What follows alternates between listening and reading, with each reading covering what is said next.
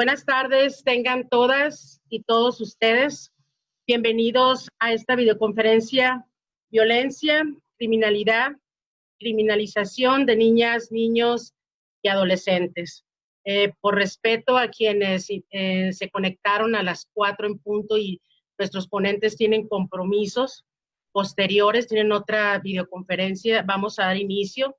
Mi nombre es Blanca Camacho Sosa, secretaria ejecutiva del Sistema de Protección Integral de Niñas, Niños y Adolescentes en el estado de Sonora, CIPINA, y organizador de esta videoconferencia.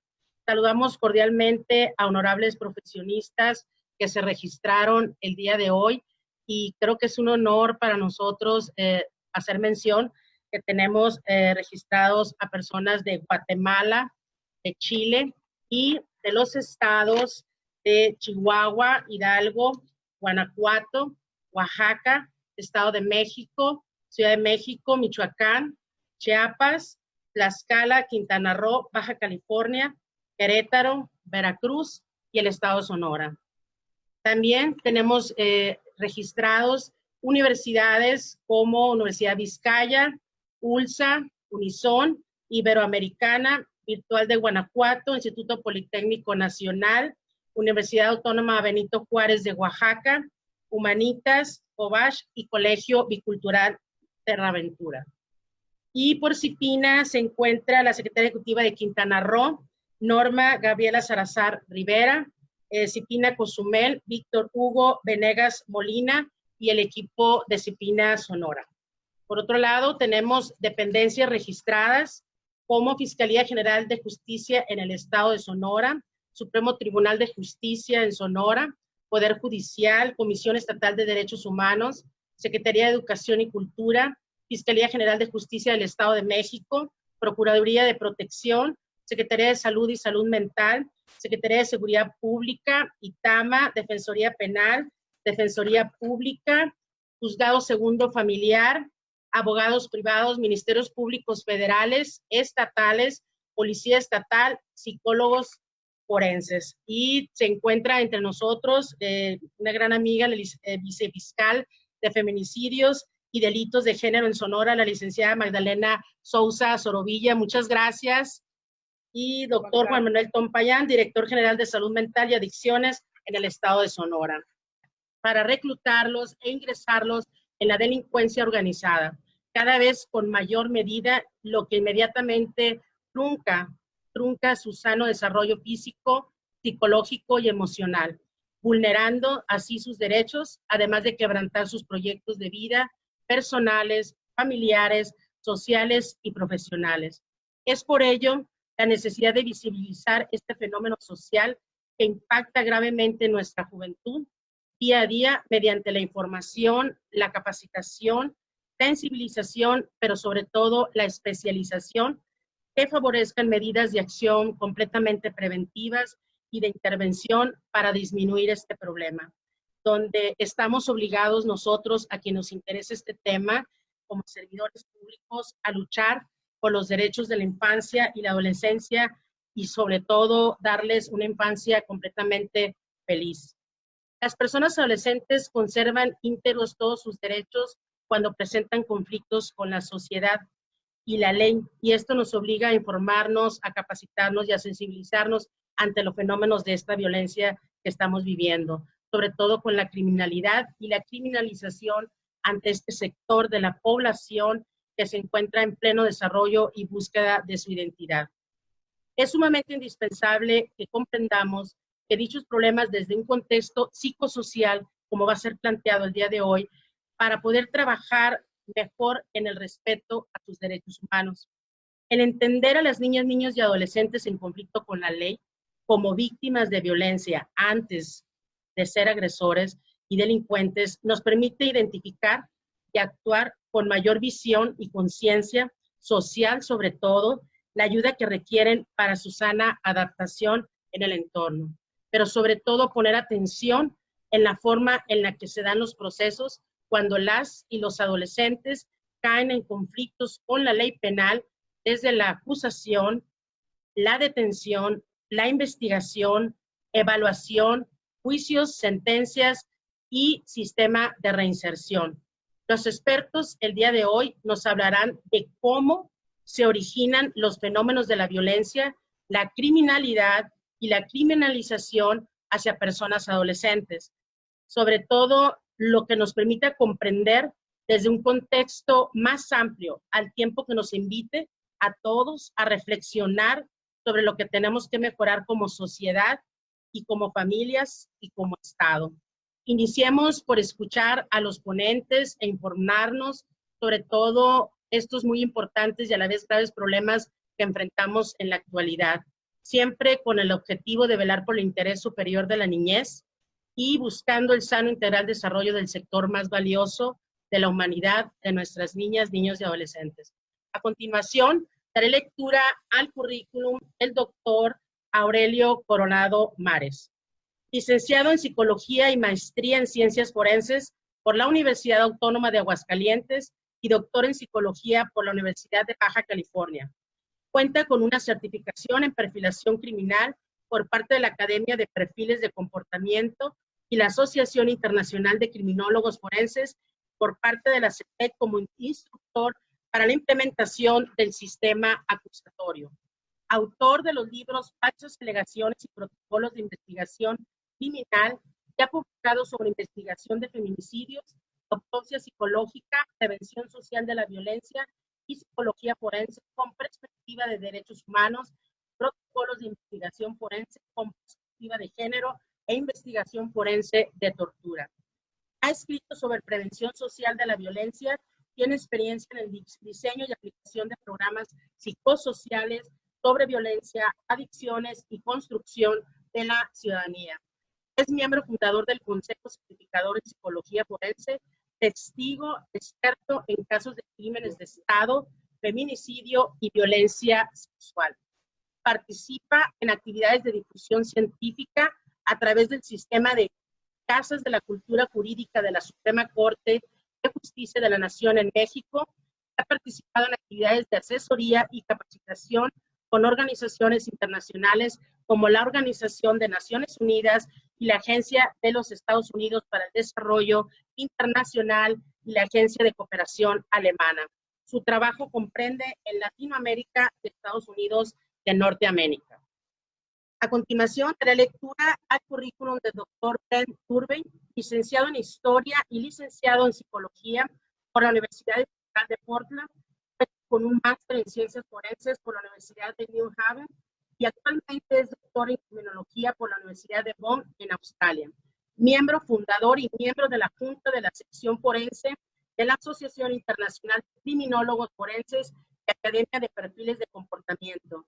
Director general de la consultora Soluciones Forenses, LLC, y también es autor de 15 libros y numerosos artículos de investigación relacionados con los temas de perfilación criminal, victimología forense, ética en la ejecución de justicia, análisis de la evidencia conductual en la investigación de delitos, falsas acusaciones y fraude forense. Desde 1996 se ha desempeñado como científico forense, reconstructor y perfilador criminal, asesorando a los organismos de seguridad pública y particulares de todo el mundo, lo que implica consulta y testimonio experto en cortes civiles y penales. Se ha especializado en casos de abuso sexual, falsas alegaciones, violaciones y homicidios seriales, homicidios sexuales y feminicidios. Ha trabajado para gobiernos universales como y universidades de Estados Unidos, China, Corea, Singapur, Colombia, México, Guatemala, España, Portugal, Escocia y Australia. También es uno de los autores citados en el modelo de protocolo latinoamericano e investigación de feminicidio de la ONU y ha trabajado en múltiples casos de alto perfil que involucran violencia contra niñas, niños y adolescentes. Ambos autores ponentes el día de hoy estarán presentes próximamente en la Cumbre Mundial de Expertos Forenses del 26 al 28 de noviembre en Tijuana, Baja California, lo cual es un honor para todos los presentes escucharlos el día de hoy. Adelante, doctor Aurelio Coronado Mares, es todo suya la videoconferencia. Muchas gracias, doctora. Le agradecemos mucho el espacio, les agradecemos mucho la oportunidad de estar colaborando con ustedes, de verdad. Para nosotros, tanto, bueno, CIPINA como una red y el trabajo específico que realizan ustedes para nosotros es, bueno, pues fundamental, ¿no? Con todas las vicisitudes que tiene, con todas las dificultades que tiene trabajar desde las instituciones para procurar proteger derechos de niños y niñas y adolescentes. Y bueno, pues el día de hoy lo que quisiera es platicar con ustedes. En un primer momento voy a estar hablando yo sobre criminalización de niños, niñas y adolescentes. Quisiera mostrarles algunos casos como mediáticos que ha habido con respecto a la idea de los niños o niñas criminales, y luego presentarles al final un caso que nosotros tuvimos en Aguascalientes, que llevamos como una evaluación psicológica forense de una niña acusada de asesinar a su padre. Y un poco lo que quiero es más bien tener una discusión amplia sobre la cultura, sobre los aspectos ideológicos asociados a la forma en que vemos a los niños que cometen crímenes. Nosotros trabajamos, entre otras cosas, en el tema de perfilación criminal. Y el término perfilación criminal es un término que comúnmente se ha utilizado mucho en medios de comunicación, que se ha utilizado mucho incluso en eventos para hablar precisamente de la psicología del criminal. Acabamos de terminar, tuvimos la oportunidad en este momento, hace un par de horas, de terminar un diplomado que hicimos de certificación con la Fiscalía General de Colombia, junto con Naciones Unidas y USAID, y hablábamos específicamente de la perspectiva de derechos humanos y cómo es relevante para la investigación de los crímenes. Y cómo en Colombia les ha costado trabajo algo que a lo mejor no hemos ni empezado en México, que es la utilización adecuada del término perfilación criminal, que es una forma de entender los comportamientos dentro de un crimen en particular. No se trata de meterse a la mente del criminal, no se trata de caracterizarla, no se trata de hacer un análisis psicológico, como suele suceder en las series, ¿no? Como Criminal Minds y otras que, bueno, pues están ahí y que han hecho esta como labor de difundir esta forma de ver la criminalidad, sino más bien es una forma de investigar, es una forma de entender, pero con algo que nos hemos topado mucho a la hora de hacer nuestro trabajo, nosotros en particular, bueno, trabajando casos con víctimas de violencia o con acusados que están dentro, pues, de la categoría de niño, niña, adolescente, es que muchos y muchas investigadoras a la hora de hacer su trabajo todavía tienen muchos sesgos ideológicos que son propios de la cultura donde participan. Específicamente voy a estar utilizando el concepto de adultocentrismo para referirme a esta serie de prácticas, significados, formas de pensamiento en donde construimos sociedades, construimos instituciones, construimos investigaciones criminales pensando solamente desde la perspectiva del adulto, ¿no?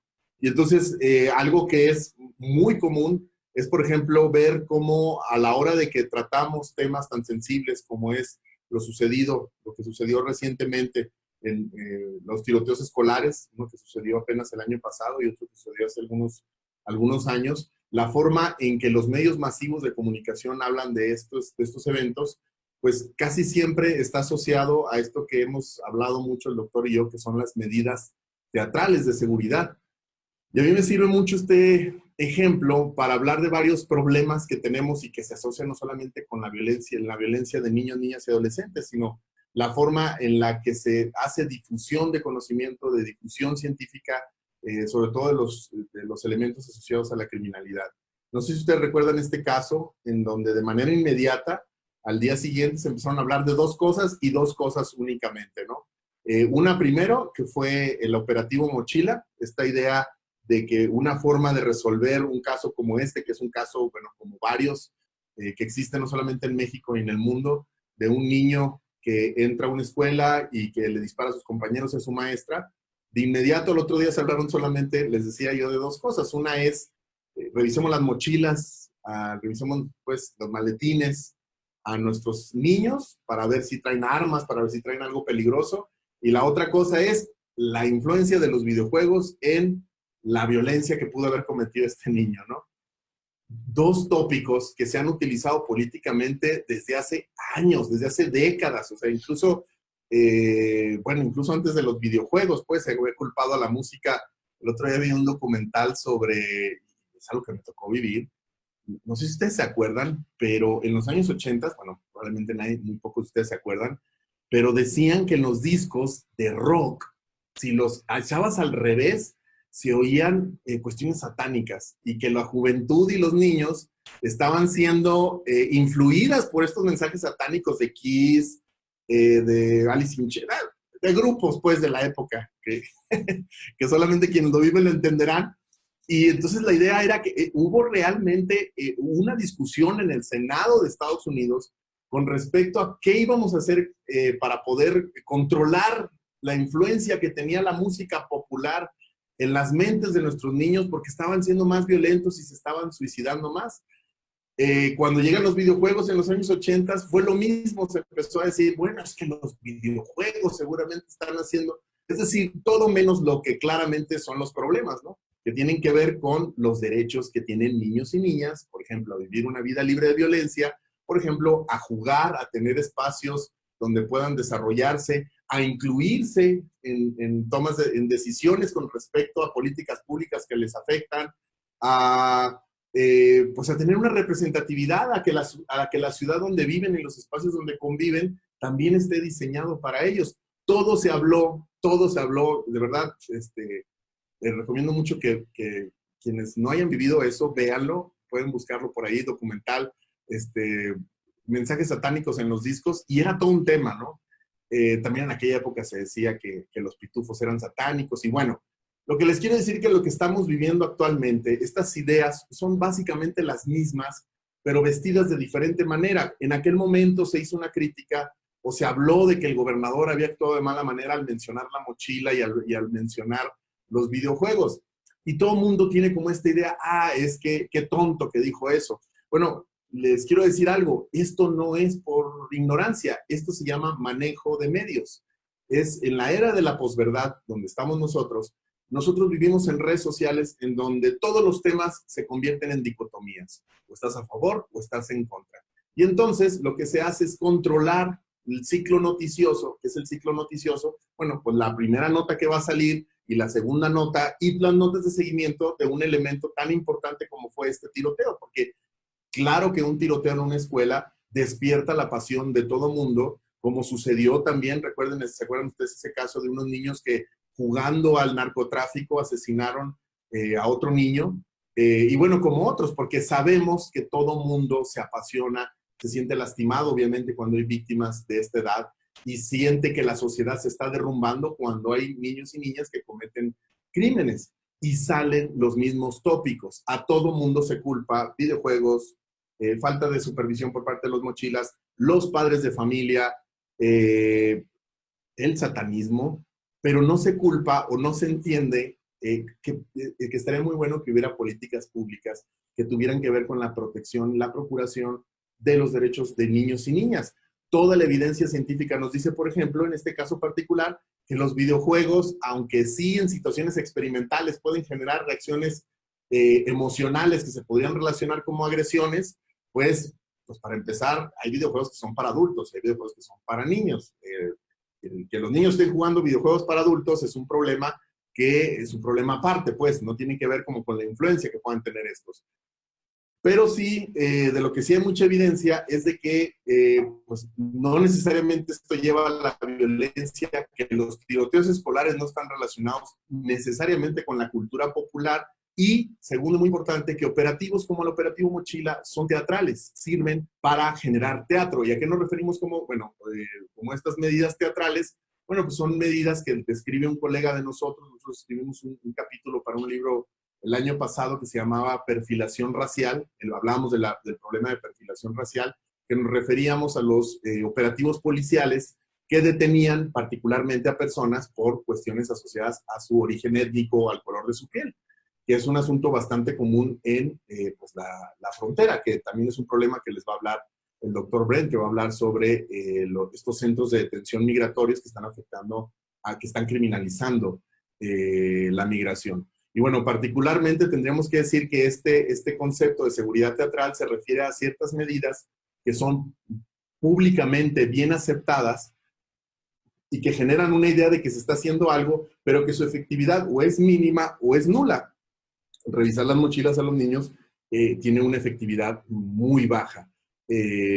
Restringirle los videojuegos a los niños, pues tiene la misma efectividad como cualquier otra cuestión. O sea, los niños no deberían estar jugando tanto tiempo, pero no porque se vayan a convertir en asesinos, sino porque pues, ellos tienen que tener tiempo para hacer otras cosas, ¿no? Pero si se fijan, y un poco a partir de este caso, algo que está muy presente en este tipo de asuntos son estos esencialismos, la forma en la que esta cultura de la hiperrealidad que vivimos hace que tengamos opiniones muy esencialistas, es decir, que solamente somos capaces de ver una variable en dos vertientes, ¿no? O estamos a favor, como les decía, o estamos en contra. Y muchas de estas variables tienen que ver con, o la idea de los esencialismos habla de que los seres humanos se pueden explicar de manera muy sencilla y que hay una variable que la puede explicar. Bueno, es la raíz precisamente de muchas de estas ideas, ideologías asociadas al racismo, al clasismo y precisamente al adultocentrismo, que los niños son algo, que con los niños hay que hacer esto, que los niños ya tienen, me acuerdo cuando, a ver, recordemos que la Declaración Universal de Derechos Asociados a Niños, Niñas y Adolescentes se firma en el 89, y yo me acuerdo cuando se empezó a decir que los niños ya tenían muchos derechos, y ya los niños ya, o sea, ya hasta se sabían sus derechos, ¿no? Que ya, si les pegaban, ya le iban a hablar ellos mismos al DIF, ¿no? Y esa forma de hablar, esa forma de pensar los problemas es muy común en sociedades en donde precisamente existe esta marginación. Y en concreto, cuando los expertos, las expertas hablan de violencia y de juventud y de niñez, muchas de las veces en los medios de comunicación me estoy refiriendo, no en los espacios académicos, donde claramente la discusión es tal vez mucho más rica, o en los espacios interpersonales, donde la discusión es mucho más rica. Me estoy refiriendo a los medios de comunicación en donde se hacen simplemente relaciones muy básicas entre variables. Y un asunto que deberíamos de evitar también, otro que está presente precisamente, es el tema de los psicologismos, ¿no? Cuando simplemente hablamos de niños y niñas en términos interpersonales y tal vez en términos familiares, ¿no? Un ejemplo de ello, por ejemplo, es la forma en la que se suele hablar del fenómeno del bullying, ¿no? El niño que ejerce violencia en la escuela es porque seguramente en su casa ve violencia, ¿no? O el niño que ejerce violencia en la escuela es porque seguramente trae unos antecedentes que lo podrían convertir en un antisocial en el futuro.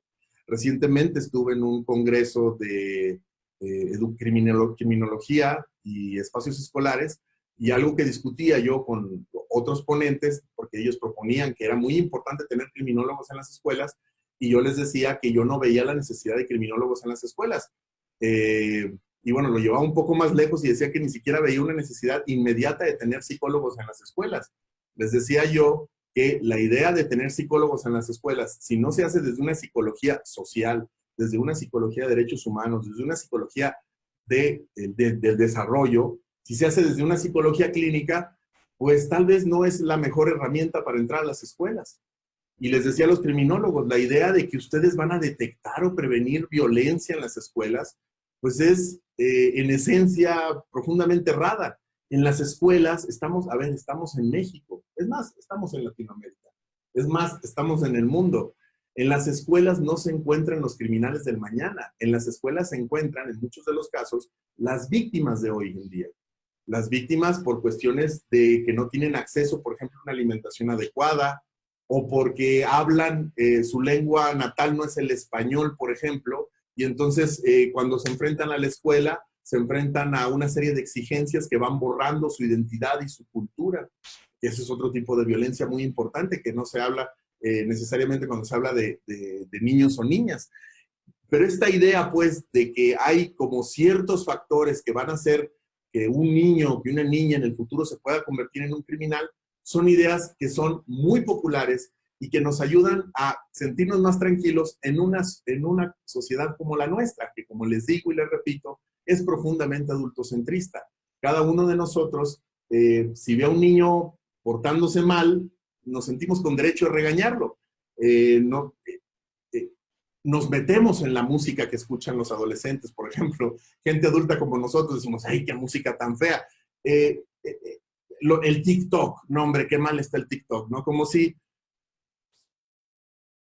Eso viene de una profunda concepción que se tiene de niños y niñas como ciudadanos de segunda, como si no tuvieran la misma oportunidad de opinar, de vivir, a menos que el niño obviamente sea un niño modelo, ¿no? El niño se porta mal, entonces, porque algo está muy mal, tenemos que corregirlo. Y ese algo muy mal es inmediato, siempre es la familia, nunca son las políticas públicas, ¿no? Nunca es la forma en la que los tratamos. Por ejemplo, hablando específicamente, bueno, este ejemplo también me gusta mucho. Yo trabajo en áreas de psicología forense y me toca ver evaluaciones forenses. Y, por ejemplo, en temas de custodia y convivencia o en temas de niños o niñas acusadas de violencia, algo que se ve mucho en sus diagnósticos es este término, familia disfuncional. Nos encanta a los psicólogos, tenemos una fascinación por poner familia disfuncional, proviene de una familia disfuncional. Y esto, estoy hablándole de peritajes. Obviamente es una práctica pues, inadecuada por razones muy sencillas, como por ejemplo, pues no está operacionalizado familia disfuncional, o se hace de manera acrítica, o es como una especie de explicación sencilla, ¿no? No se entienden las familias disfuncionales desde una perspectiva más bien moral, no realmente psicosocial o psicológica. Y este asunto refleja que el perito, o quienes estamos haciendo esto, pues obviamente tiene una visión del mundo en donde habla de un tradicionalismo muy profundo. Déjenme les doy otro ejemplo de cómo estos moralismos están incluso afectando las leyes. Recientemente acabo de ver una noticia el día de hoy, nada más que no recuerdo el estado, es un estado del norte, no es Sonora, no es Chihuahua, no recuerdo cuál es, creo que es Coahuila, donde acaban de aprobar a nivel penal la alienación parental. La alienación parental es este supuesto síndrome psicológico que padecen los niños cuando están siendo manipulados por uno de los padres para ponerse en contra de otros. Que es un fenómeno que existe, ¿eh? O sea, es un fenómeno que claramente existe, puede pasar. Pero de ahí a que sea un síndrome psicológico, hay una distancia gigantesca. Y la historia de este síndrome se asocia precisamente a los años 80, en donde los grupos evangelizadores en Estados Unidos estaban en contra, por ejemplo, de lo que se llama ahora el divorcio incausado o el divorcio express. Y entonces, la legislación que en aquel momento permitía a mujeres que vivían violencia o a niños y niñas que vivían violencia poder separarse legalmente para las razones que ellos necesitaban, pues entonces a la hora de hacer estos divorcios incausados, que por cierto, dato estadístico, los divorcios realmente no, cada año nos dicen que los divorcios están aumentando y que la familia se está desgregando, pero en realidad los divorcios tienen un número de crecimiento bastante estable. Nadie se está divorciando más, no es cierto que esta generación aguanta menos y que ya no se casa, es igual. Donde hubo el pico de divorcios sí fue cuando hay leyes que le permiten a la gente salir de relaciones que ya no existen, y en ese momento es donde hay los picos, pero porque más bien se están visibilizando divorcios que ya estaban de facto. Entonces, hablando específicamente de esto, cuando se empieza a hablar es donde empiezan a surgir estos estudios psicológicos donde hablan que los divorcios afectan a los niños y que les dejan secuelas emocionales, ¿no? Y también fue donde surgió el síndrome de alienación parental, porque en estos juicios, cuando se empieza a hablar de niños y niñas, de inmediato empiezan a salir historias que son normales, digamos, en familias conflictivas, es decir, no que sean normales, sino que son comunes, historias de violencia. Y entonces los niños decían, mi papá nos pegaba o mi papá abusaba sexualmente de nosotros. Y entonces es cuando surgen estos grupos, que son básicamente grupos, bueno, más bien es un autor en particular, que provenía de andar ahí trabajando en temas de supuestamente lavado de cerebro, y entonces dijo que los niños estaban lavados de cerebro, que no era cierto, que eran víctimas, pues, en general. Lo que les quiero decir es que las ideas se agrupan, se quieren entre sí y tienen como cierta relación, y muchas de estas ideas que utilizamos a veces para describir la violencia que ejercen niños o la violencia que sufren, están muy arraigados a historias pues bastante comunes. Y no olvidemos que México tiene una historia de criminalización de la niñez y la juventud histórica, históricamente. O sea, recordemos los movimientos estudiantiles del 68, recordemos el uso de adolescentes para crear grupos paramilitares y de choque después de que hubo toda esta contrainsurgencia o estos procesos de contrainsurgencia después de los movimientos sindicalistas de los años 50. Recordemos la relación que tiene, por ejemplo, en Sonora, ¿no? ¿Se acuerdan? Para los que, otra vez, los más grandes, la famosa Liga Comunista del 23 de septiembre, que es una liga comunista que entre entre varios, la mayoría tenían 14, 15, 16 años, que fueron criminalizados, que fueron perseguidos. Recordemos la lucha de lo que está saliendo a partir de la declasificación de la lucha, de la llamada Guerra Sucia, en donde se criminalizó la resistencia de las escuelas normalistas de niños, niñas y adolescentes campesinos, que obviamente está relacionado con la reapertura que estamos teniendo ahora del caso de Ayotzinapa. ¿Se acuerdan cómo criminalizaron a los estudiantes de Ayotzinapa? Cómo se habló de ellos como delincuentes que se robaban vehículos y que seguramente habían hecho esto y el otro. Bueno, todo eso se resuelve si tuviéramos un curso muy cortito de historia de lo que ha sucedido en nuestro país con respecto a cómo se ha criminalizado la protesta, en particular la protesta juvenil. Lucio Cabañas, en sus memorias, habla de cómo, pues casi que la resistencia la empezó en la primaria. En la primaria fue donde dijo él, yo veo una profunda desigualdad y de esto no vamos a salir. Y obviamente existen refugios de resistencia, como son las escuelas zapatistas y otro tipo de cuestiones. En general, lo que tendríamos que entender es que muchas de las veces, cuando hablamos otra vez de niños, niñas y adolescentes y la criminalización, y cuando hablamos, por ejemplo, de cómo el crimen organizado se aprovecha de esta vulnerabilidad, lo que tendríamos que pensar es que esta vulnerabilidad está sostenida por la indiferencia que hacemos de ciertos grupos marginados, en particular, obviamente, por edad, como lo que estamos hablando, pero también porque pertenecen a grupos de pueblos originarios, por ejemplo, o porque pertenecen a grupos con una vulnerabilidad económica profunda. Pensamos en términos de nuestras ciudades, pensamos en términos de la blancura, pensamos en términos de nuestro momento histórico y no de este camino y de este recorrido. Es decir, el país que tenemos constitucionalmente reconoce la diversidad de formas de ver, la diversidad de cosmogonías. Y esto debería de incluirse en cuestiones muy básicas. Por cierto, les quiero recomendar este documental que lo acabo de ver, seguramente algunos de ustedes ya lo han visto, El Sembrador. Es un documental hecho por Melissa Elizondo sobre un maestro rural en la comunidad Benito Juárez, en Chiapas. Es un documental de verdad, me parece de una belleza muy profunda y que habla precisamente de esta visión que tiene este maestro rural y la comunidad sobre estos niños, que durante el documental nos muestran las limitaciones que viven, sobre todo que tienen que ver con las oportunidades, ¿no? Y luego también recientemente vi esta película que les quiero recomendar, que seguramente algunos ya la vieron, Ya no estoy aquí, que habla de la criminalización de la cultura, pues casi que un movimiento contracultural que surge de los movimientos de la cumbia rebajada en Monterrey durante los sexenios de Felipe Calderón y la famosa guerra contra el narco, que también otra vez nos habla de esta diferencia, de esta juventud, de esta criminalización, pues básicamente de la expresión, de la música y de la pobreza. Yo le quisiera adelantar un poquito, que me queda poquito tiempo, le quiero dar tiempo al doctor Brent y que haya preguntas. Les quería hablar de este caso en particular, que es un caso que sucede en Aguascalientes, y ustedes pueden ver ahí la nota, digamos, el titular de la nota periodística el siguiente día: adolescente mata a su padre a puñaladas porque no la dejaba ver a su novio. Y esta es como la nota de inmediato, ¿no? Imagínense usted cuántas veces se compartió eso, ¿no? Porque siempre está la idea de, bueno, esta juventud se nos está yendo, esta juventud, cómo anda, etcétera, etcétera.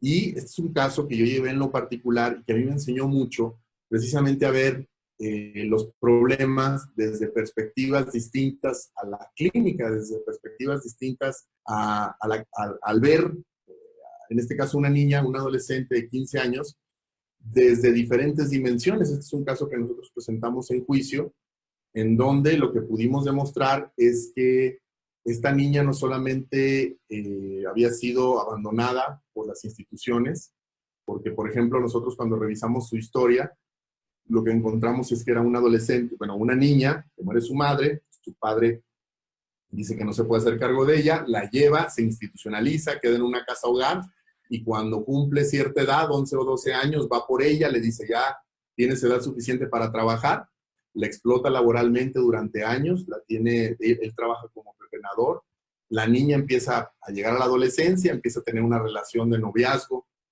con uno de sus compañeros, al padre no le gusta, y entonces lo que hace es que va y la deja a la escuela, se sienta allá afuera de la escuela a esperar a que salga y no la deja tener ningún tipo de contacto social, porque le dice, tú estás aquí para servirme, tú estás aquí para limpiar la casa, que era el trabajo que ella realizaba. Básicamente, ahí estábamos viendo pues todo el tema de la vulnerabilidad económica, el tema intersectorial, ¿no? La pobreza, el género y la edad.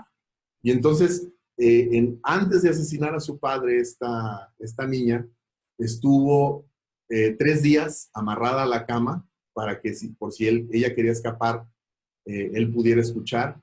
Estuvo pues siendo maltratada. Les doy un antecedente. 2 semanas antes los vecinos habían hablado, en este caso fue el DIF, y le habían dicho que pues, oían golpes, ¿no? Fue el DIF, revisamos la investigación que realizó el DIF y el trabajador social lo que hizo fue sentar al padre y a la niña y les dijo, oigan, pues que se oyen golpes y no sé qué. Y la niña dice, no, pues no, aquí no pasó nada. Y entonces dice, aquí no pasó nada y se fue. Entonces, 2 semanas después, esta niña se le acusa de asesinar a su padre. A mí me enseñó mucho este caso porque cuando recién me enseñan el caso, que me lo lleva a mí un observatorio de violencia, lo primero que yo pensé como psicólogo fue, o sea, me enseñaron hasta unas fotos de Facebook que me había tomado, no sé, 2 días después. Estaba con su novio, como viviendo la vida, ¿no? Entonces yo lo primero que pensé fue, no, hombre, aquí estamos ante una psicópata, ¿no? Una persona sin, pues, o sea, qué frialdad para hacer lo que hace y luego subir esas fotografías. Y cuando tuve mi primera entrevista y cuando investigué y cuando vi todo, me di cuenta que hay variables, y bueno, obviamente la literatura te ayuda mucho, que hay variables que uno tiene que tomar en cuenta para poder hacer este tipo de evaluaciones. Y ahí fue donde surgió, de hecho, una de las primeras veces que empecé a hablar yo de psicología forense con perspectiva de derechos humanos, porque no era la clínica, no era la criminología, no era la psicología neuropsicológica o la experimental, sino teníamos que ver, por ejemplo, el modelo ecológico que propone Naciones Unidas para investigar la violencia. Y entonces yo me acuerdo, así como para terminar, cómo a la hora de presentar que tal vez si lo hiciera ahora lo llamaría de manera diferente, yo decía, pero es que a esta adolescente que se le acusa de matar a su padre, tendríamos que ver diferentes círculos en donde se encuentra ella. Una es su historial, que le llamaba yo historial de interacciones, en donde decía, a ver, o sea, un poco el Ministerio Público se estaba ensañando. Esto fue antes de la reforma, y entonces le querían dar una cantidad de años, ¿no? Ahorita ya la máxima es 5 años, pero en aquel momento le quería meter como todas las agravantes, ¿no? Entonces yo le decía un poco las agravantes como por qué iban tan fuerte, ¿no? Es que esta niña, ¿cómo es posible? Este crimen no puede quedar impune. Y le digo, bueno, pues si el problema es la niña, le digo, pues adivine usted quién educó a esta niña. Le digo, el Estado. El Estado la educó y estuvo en una casa hogar. Le digo, y adivine quién cuando pidió ayuda no le ayudó. Le digo, el Estado la ignoró completamente. ¿Sabe cuándo le puso atención al Estado? Cuando mató a su padre. Ahí sí. Y ahí sí entonces el Ministerio Público, con todo el peso de la ley, con todo el peso de la moral, con todo el peso del adultocentrismo, a tratar de darle lo máximo, porque entonces quería mostrar una pena ejemplar, porque entonces la sociedad aguascalentense estaba indignada, ¿no? Niña, mujer, pepenadora, ¿cómo es posible que se anime a hacer eso? ¿No? Entonces yo hablaba de eso, el interés de interacciones, hablaba de la etapa de desarrollo, pensando en la adolescencia, pensando en cómo se va construyendo la identidad en esta etapa, y les hablaba de la situación en sí. Pase usted 3 días amarrado diciéndote que no vas a salir de ahí, sufriendo vejaciones, a ver usted qué hace. Y ahora junte las 3. Y luego otras dimensiones que claramente pude haber puesto en el reporte. En aquel momento no tenía, digamos, lo que estamos desarrollando ahora, que es el tema, no, bueno, el tema de género sí entró, pero el tema del autocentrismo, pero también otra vez el tema de la pobreza, de la clase social, de la forma en la que, de la forma de vida, pues, que tenía esta persona.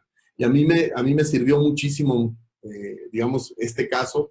Y a la fecha hemos llevado muchos casos. Recientemente estábamos revisando un caso de un adolescente afroamericano que es acusado sin ningún fundamento de haber asesinado a un hombre blanco simplemente porque ahí andaba.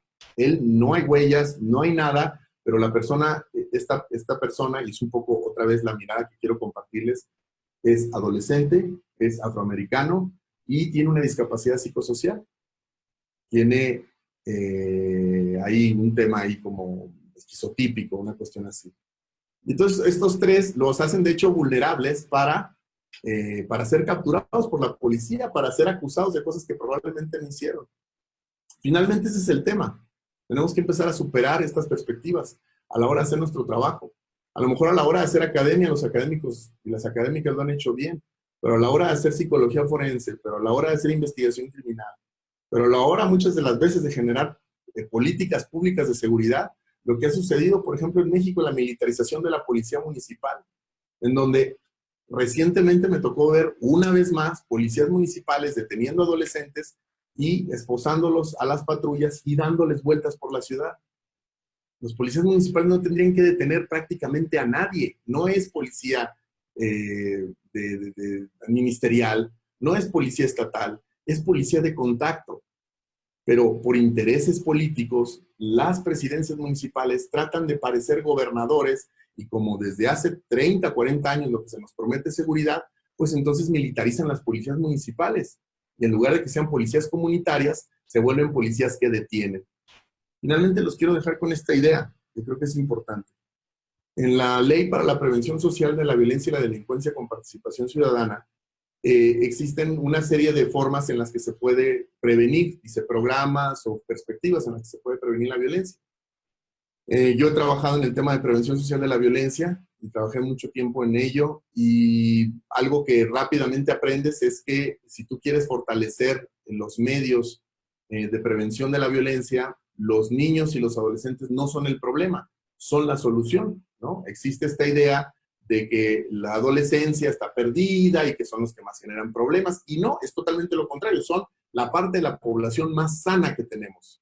Es la población más sana que tenemos los niños, niñas y adolescentes. Ellos son la solución, y todos los programas, de acuerdo a los estándares de la UNICEF, por ejemplo, o de Naciones Unidas, y todo es un programa de prevención de violencia, es incluirlos a ellos para que te ayuden a prevenir. No que ellos sean el foco de atención, porque luego ese es el tema, vamos a enseñarles, a darles talleres, que bueno, no está de más darles talleres, pero la verdad es que funcionan muy poco, sino que ellos de manera activa participen, ponlos en el centro en lugar de en la periferia. Ese es uno.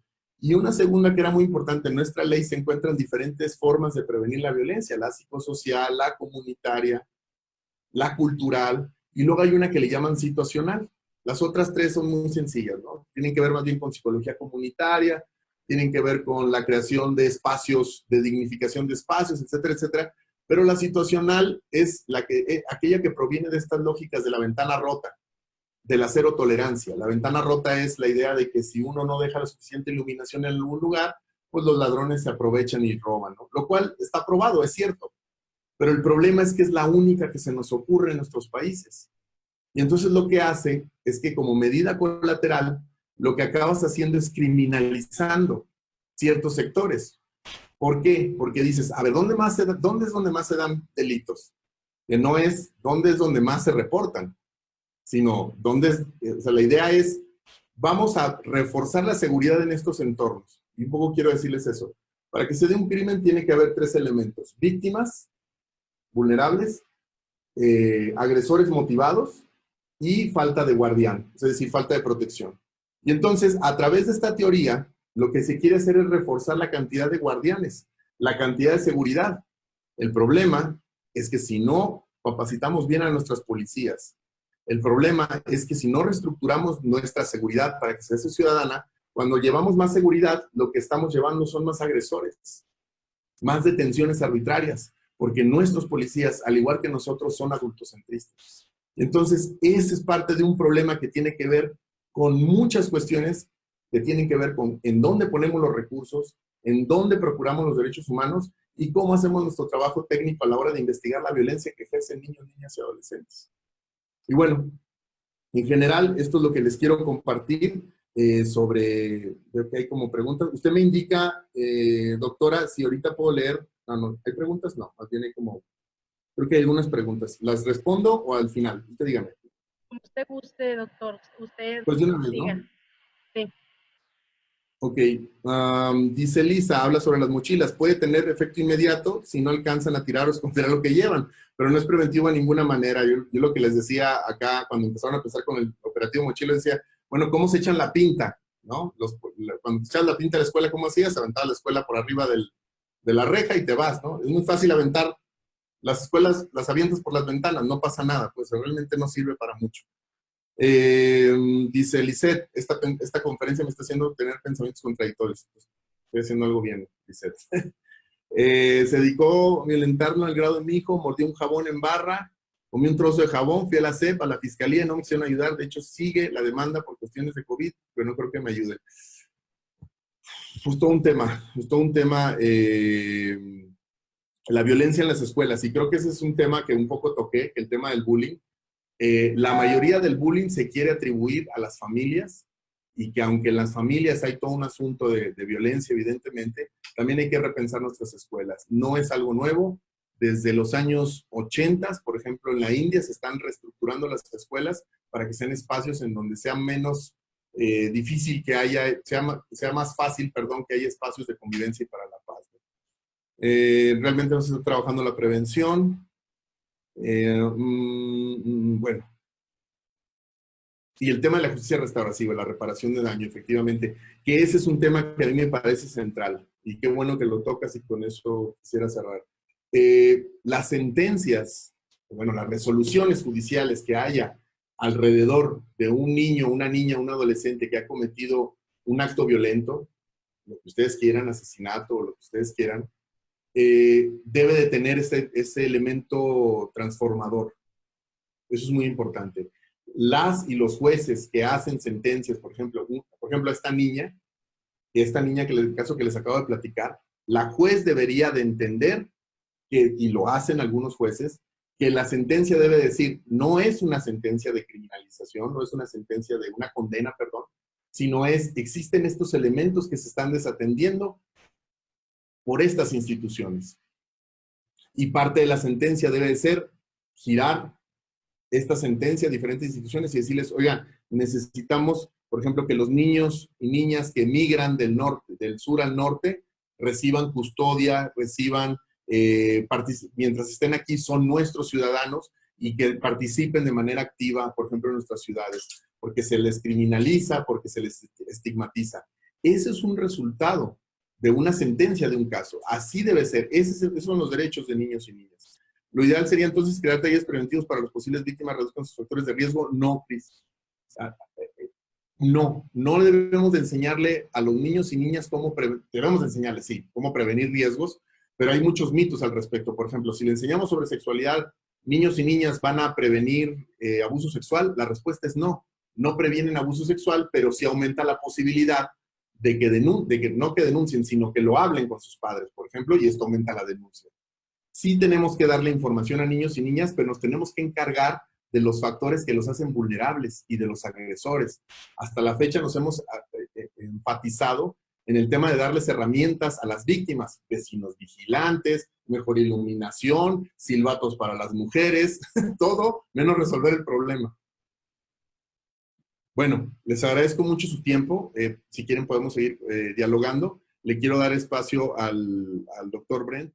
Okay. Good evening. My name is Dr. Brent Turvey. Soy el doctor Brent Turvey. Thank you for having me here. I want to thank my host, Dr. Blanca Camacho, so I really appreciate it. Muchas gracias a la doctora Blanca Camacho por la invitación. Today we're going to talk about violence, criminality, and criminalization of children and teens through the perspective of the U.S. border with Mexico. Lo que quiero es mostrarles una serie de reflexiones acerca de la violencia, la criminalidad y la criminalización de niños, niñas y adolescentes, en específico en el contexto de la frontera con Estados Unidos. And I want to start by saying that the concept of arrest and detention is a public safety and a public health issue.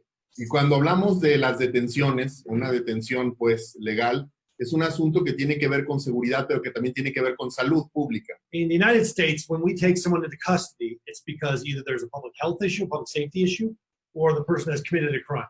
Cuando hacemos una detención en Estados Unidos debe de haber una justificación. Puede ser por un tema de salud, por ejemplo, o puede ser por un tema de seguridad pública. So maybe the person is intoxicated and they just need to be held overnight to detox so they can be let out and not commit crimes. Por ejemplo, una persona puede estar intoxicada, borracha, y entonces lo que se requiere es, por cuestiones de salud y de seguridad, generar una detención para que pueda pasar la noche y se le pase el efecto. Or when they were drunk, they hit somebody and killed them, and that's a crime, so they got to be detained for that. O si por otro lado la persona lo que hace es, estando en estado de ebriedad, asesina a alguien, la atropella, entonces ahora lo que estamos pensando es en un crimen, y entonces hay que detenerla para que se le haga un juicio. The point is, there's a theory behind the idea of arrest and detention. Es decir, lo que les quiero decir es que cuando estamos deteniendo a alguien, hay una teoría de por qué lo estamos deteniendo. The second thing is that there's this notion that if you're going to detain somebody, you have an obligation to make sure that they are safe and they're protected. They immediately become your responsibility. Y algo que es muy importante es que cuando generas una detención, lo que está sucediendo, porque como está suspendiendo un derecho fundamental, pues lo que pasa es que quien está deteniendo se hace cargo completamente de esa persona. You become responsible for their health, their welfare, and their life. Te hace responsable de su bienestar en general y de su vida. If something happens to that person in your custody, you're responsible. Si algo pasa con esa persona en tu custodia, eres el responsable. These are only theories. They're only as good as the humans or as the people in the justice system that attend to them. Esto obviamente son principios generales que se cumplen en tanto que las personas que están haciendo este trabajo las conocen y están comprometidas con ellas. There's a third issue that I think bears mentioning in this specific arena. Hay un tercer elemento que creo que vale la pena platicar. And the idea is that when you arrest and detain something, you're making sure that they're safe, but you're also making sure that this is time that's well spent. You're not making things worse. La idea es que la detención en sí misma, aunque haya una razón, una causal para hacerlo, el tiempo en el cual transcurre esta detención también tiene que ser un tiempo bien invertido. No puede ser un tiempo que empeore las cosas. The greater theme here is that when you're doing this, when you're putting people in prison, that you're not making things worse. You're trying to make things better. El supuesto principal de hacer una detención a cualquier persona es que no vas a empeorar las cosas, que la prisión o la detención de alguna manera beneficia tanto a quien se le detiene como a las personas que se quiere proteger. For example, I've been involved in panels with prisons where we're talking about people with mental illness, people with addictions, people who require help and care and treatment.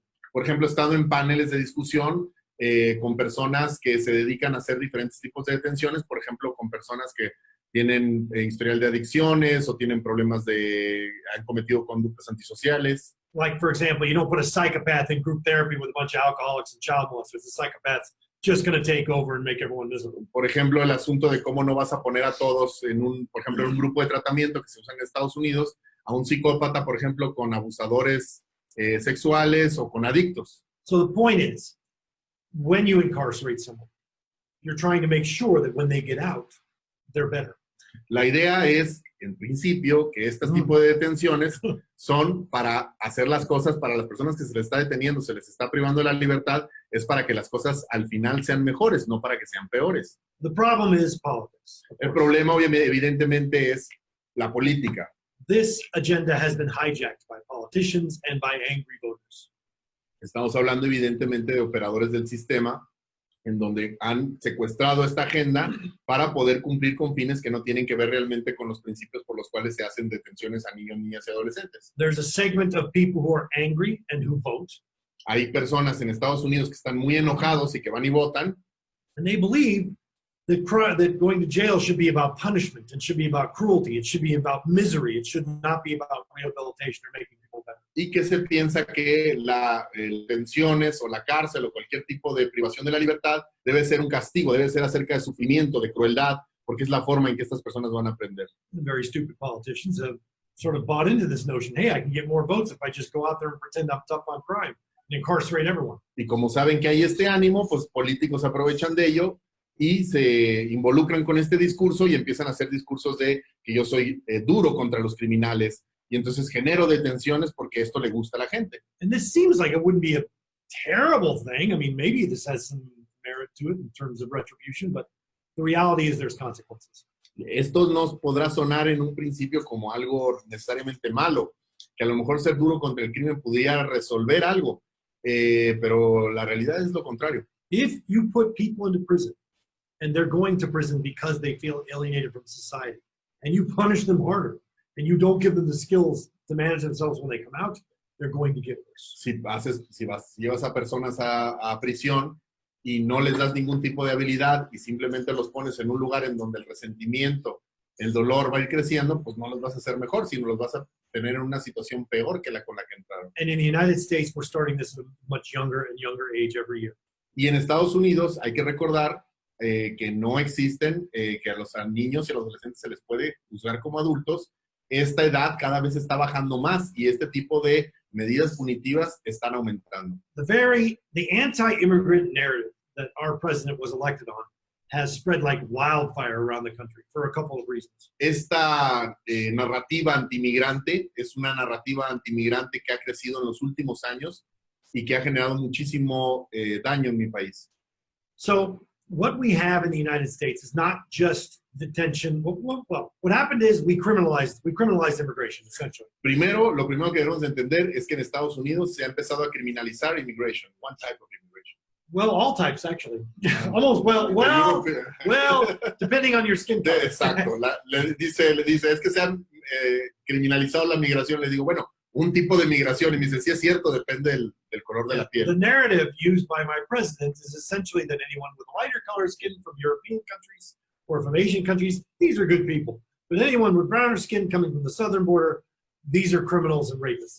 These are his words, not mine. La política así, incluso discursiva del presidente de Estados Unidos ha sido de que ellos aceptan con mucho gusto inmigración europea de personas de piel blanca, pero que ya migración de personas que no sean de piel blanca, que vengan del sur, que no son bienvenidos. It used to be that anybody who came to the border at any time in the United States was afforded due process and allowed to have a hearing about their potential need for safety to enter the United States. Esto es muy importante. Una forma de migrar a Estados Unidos es cuando una persona se encuentra o pasa la frontera y pide un asilo y entonces se le hace un juicio, se hace una investigación para ver si estas personas están en peligro y se les da un asilo político. And Trump changed all that. Pero con la administración de Trump esto cambió. What did he say? He said, one, you can only come to certain locations to ask for asylum. La primera es, solamente puedes entrar en ciertos puntos de la frontera para que tú puedas solicitar asilo. Si no entras en esos puntos, no puedes solicitar asilo. Two, you got to come at the right time. La segunda es, tienes que entrar a un horario y a un momento específico. So what he did was essentially anybody who showed up, who was not at the right place, not at the right time, they can be arrested. Obviamente estas medidas están hechas para que cualquier persona, la mayoría, porque son personas pues, que vienen migrando, no saben por dónde entrar ni en qué momento entrar, se les pueda criminalizar. Almost overnight, he criminalized people crossing the border and as well as children. Casi que podríamos decir que de una noche para el día, empezó estas políticas, que empezó un asunto de criminalización de facto de personas que cruzan la frontera, incluyendo niños, niñas y adolescentes. Here's why.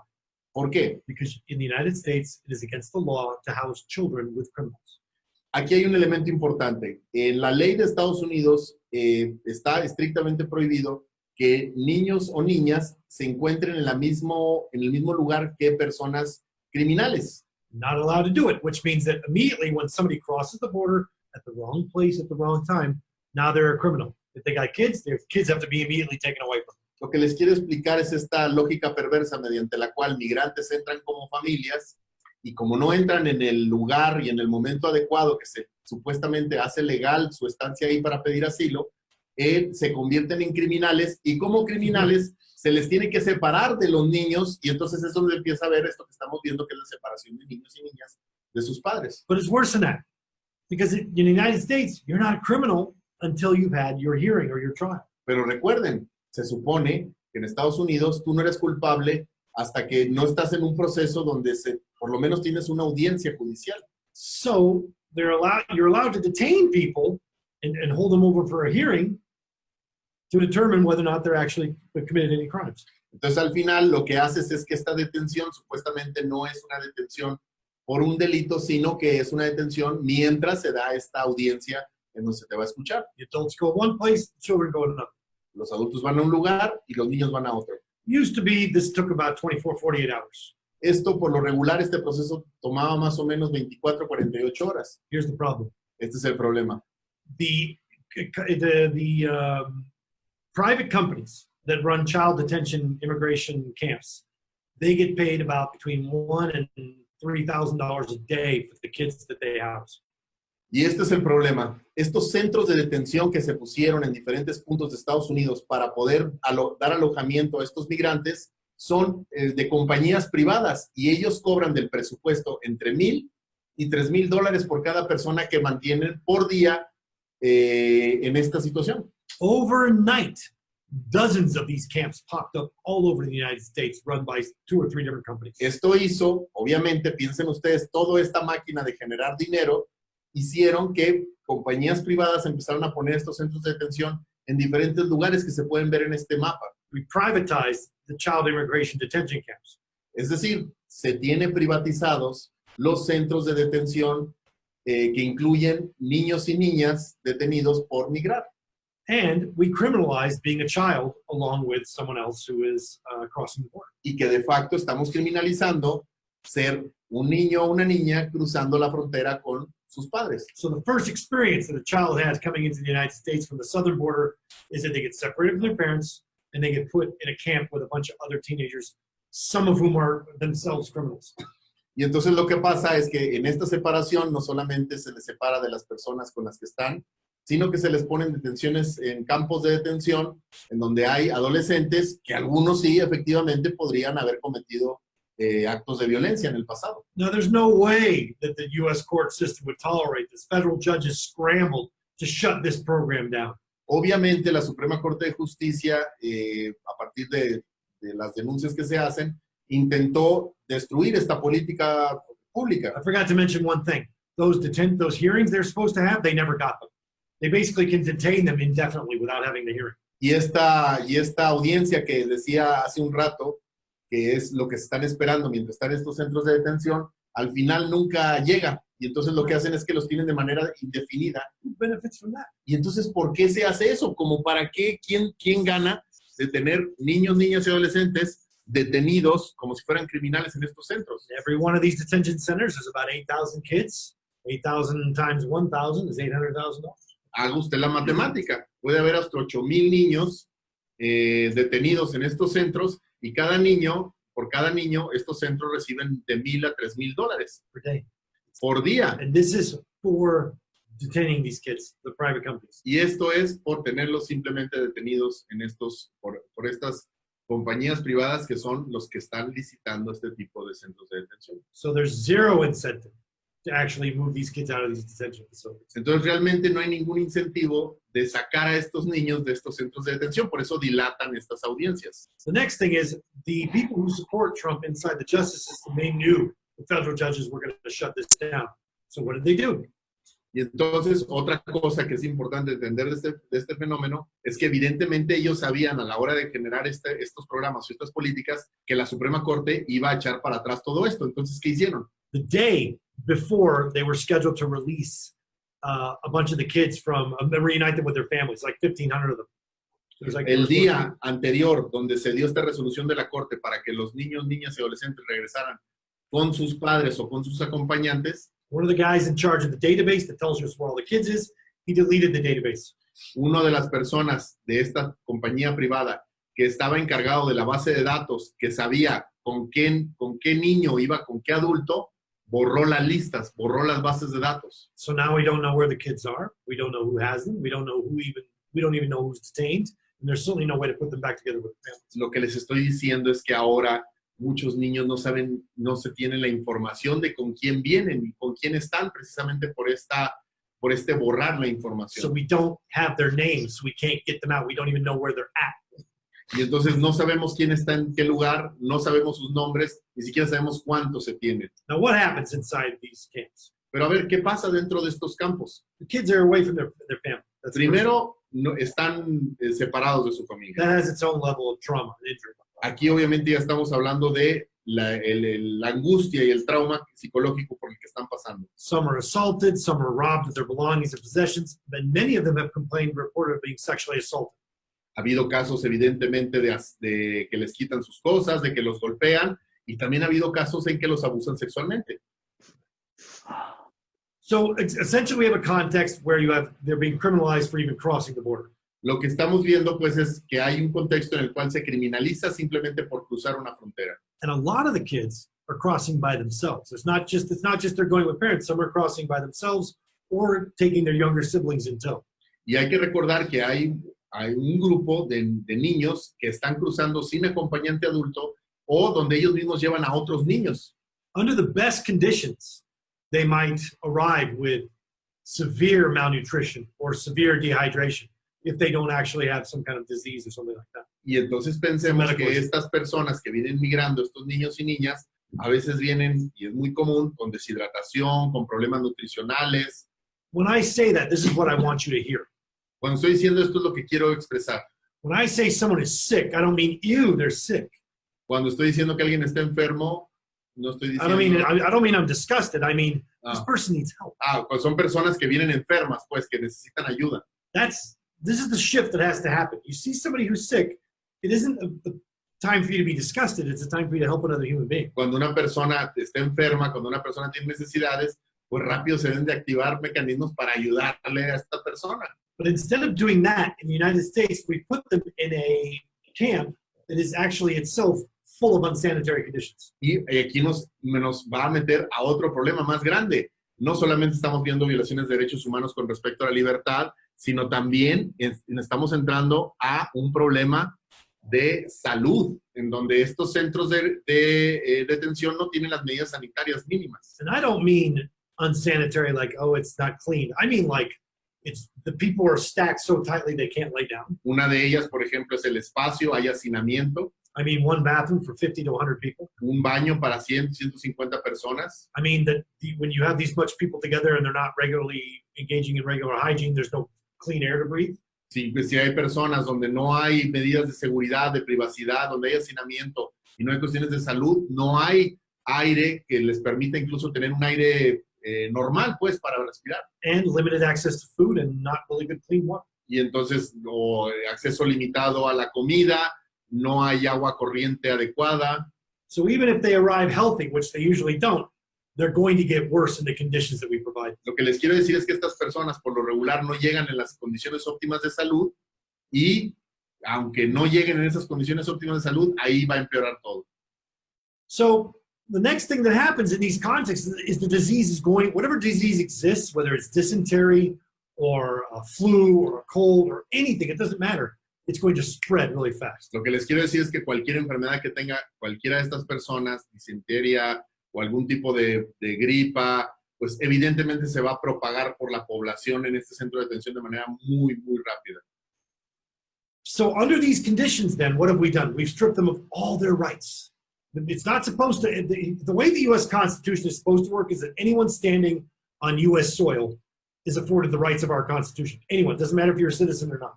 Algo que es muy importante, se supone que en la Constitución de Estados Unidos está implícito que cualquier persona que esté pisando Estados Unidos tiene derecho a los derechos constitucionales, derechos civiles y constitucionales. So here's the clever legal argument that the Trump administration uses. Entonces, para evitar esto, porque si se fijan, está habiendo violaciones profundas de derechos humanos, ¿qué fue lo que hizo la administración de Trump para evitar esta responsabilidad? Well, legally, they're not on U.S. soil until we let them in.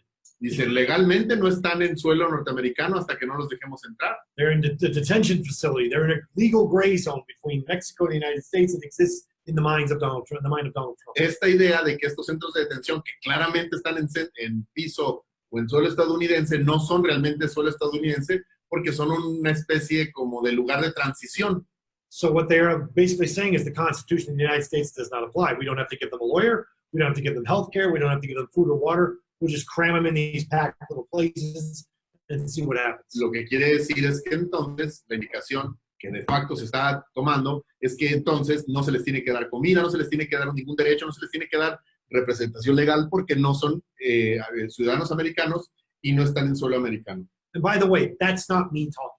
Eso no soy yo diciéndolo, ¿eh? That's Homeland Security. They did an audit of the detention centers along the U.S.-Texas border with Mexico. Ese es el Departamento de Seguridad Nacional. Esos son los argumentos que están dando para estas condiciones tan deplorables. The person who did the audit was so disgusted by what they found. This was 2019 in November, that they actually prepared a report detailing the human rights violations and with photographs of all of the mistreatment of all the detainees. Ya hubo un visitador que fue, revisó todas estas deficiencias e hizo un reporte documentando todos estos problemas que estamos diciendo. So what happened in response to all this when it became public? Se hace público este reporte. ¿Qué fue lo que pasó? They found out the kids were actually being forced to represent themselves. Se encontraron con que los niños, de hecho, se estaban representando a sí mismos en audiencias. This was a common scene. You have a 5, 6, 8-year-old little kid in a hearing wearing a translating thing being asked if they understand their rights and the law. Esto es una escena, una dramatización de una escena común en estos centros de detención. Para tener la audiencia van y se representan solos. Se les pone estos audífonos para hablarles en español y se les pregunta que si entienden sus derechos y que, bueno, pues que conteste preguntas. The absurdity of this theater of courtroom is not lost, shouldn't be lost on anyone who's remotely educated. Lo absurdo de esta representación, pues básicamente teatral, como si fuera una audiencia judicial, que no lo es porque no, por ninguna condición, debería ser evidente para cualquiera. So what happens to a kid under these conditions? Based on that hearing, after that they're forced to represent themselves, they are either sent to an internment camp or they're deported without any treatment. De acuerdo al resultado de esa audiencia, o se los llevan a otro campamento de deportados o los regresan. And the conditions in these camps are actually so bad that between December 2018 and May 2019, this is only a 6-month period that they were being tracked.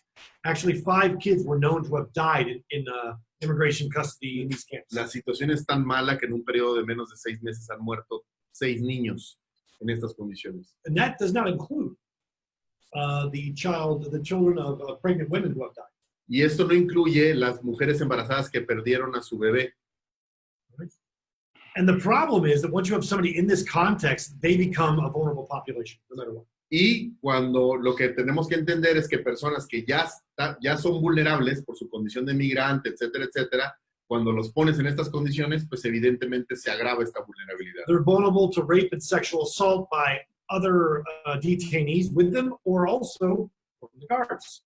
Son vulnerables a violencia física o sexual por otras personas que están en estos centros de detención, pero también por los guardias. And that doesn't even address the issue of the drug use that's rampant throughout the system there. Y esto obviamente ni siquiera mencionar el problema del uso de drogas indiscriminadamente dentro de estos centros. And this is my final point on this. It goes back to what we were saying before at the beginning.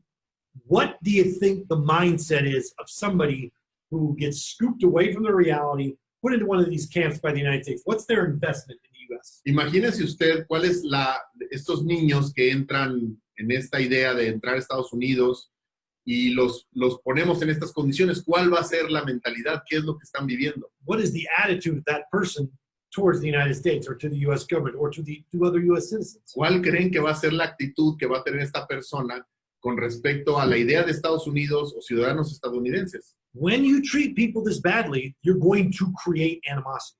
Cuando tratas a las personas de esta forma, claramente vas a generar animosidad. Now, what happened? This is actually an upshot of what's going on with the COVID-19 right now. Y de hecho, esto evidentemente está relacionado con el problema que estamos teniendo de la pandemia. So there was recently an audit of about 6 different child immigration detention centers. Hubo otra auditoría más reciente en donde se auditaron 6 a 8 centros de detención donde había niños, niñas y adolescentes. In just one of them, there was about 9,000 people being detained. En uno solo había 9,000 niños, niñas y adolescentes detenidos en un centro. And they tested them all for COVID-19. Y les hicieron una prueba a todos para ver si tenían COVID. Almost 800 of them had COVID-19. Casi 1,800 de ellos tenían COVID. It's about 8 or 9%. Es como casi el 10%. That's an incredible statistic. Es una estadística increíble. Let's just call it 1 in 9. Es como 1 de cada 9 niños en estos centros de detención tenían COVID. Maybe 1 in 10. Maybe 1 Tal vez 1 de 10. Doesn't matter. It's there. 1 in 10, 1 in 11. Doesn't matter. However you break this statistic down, It's actually very bad. Es muy, muy malo, pues. What that means is it's spreading like crazy through these detention centers. Lo que quiere decir es que estamos ante un problema de diseminación del virus en estos centros con todas las condiciones que ya mencionamos. And children are much more at risk once they get COVID-19 because it goes after your lungs, and their lungs are just developing. Y hay niños que están en mayor riesgo por ciertas condiciones predisponentes que están asociados, por ejemplo, a los pulmones, y obviamente hay niños y niñas que tienen problemas pulmonares. So what happened this month? What happened last week? Entonces, ¿qué pasó en la última semana?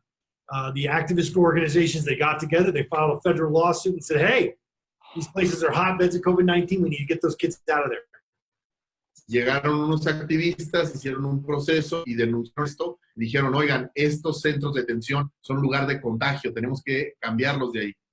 And guess what? A federal judge said, you're absolutely right. We need to get those kids out of there. Y un juez federal dijo, tienen razón, hay que quitar a esos niños de ahí. So who has a list of those names again? El problema es quién tiene la lista de las personas que están ahí, cómo va a proceder eso. So there is no accountability in this issue. We've got new people coming in every day. We've got new things getting made. Lists are getting lost. Things are not being adopted. There's no accountability. Es decir, hay una desconexión entre las decisiones judiciales y el activismo que se está haciendo, porque al final del día no se ejecuta porque no hay realmente una responsabilidad o alguien que supervise que esto se lleve a cabo. In the history of our country, the United States, there's never been a president who's governed things as though he's only accountable to the Supreme Court for everything. He just thinks in terms of, well, let's see what the Supreme Court says. We'll do whatever we want. We'll see what the Supreme Court says. Nunca ha habido un presidente de Estados Unidos que simplemente tome cualquier decisión y que la única instancia que lo está deteniendo es la Suprema Corte. Doesn't act with decency, doesn't care about human rights, doesn't care about the law, just says, let's see what the Supreme Court says. Lo que hace es que no piensa en términos de derechos humanos, no piensa en términos de derechos constitucionales, y lo que hace es tomar estas decisiones, y si la Suprema Corte lo detiene, pues bueno. Fortunately, the Supreme Court has sided against him most of the time. Afortunadamente, la Suprema Corte ha tomado decisiones en su contra en muchas ocasiones. But it's going to keep getting challenged every single time until another justice dies and he replaces another one. We're going to keep having the same problem, the same debate over and over again. El problema es que esta forma de hacer las cosas lo que hace es que permanece o da mayor permanencia a los problemas. And who does this help? ¿Y a quién le ayuda esto? ¿Quién gana?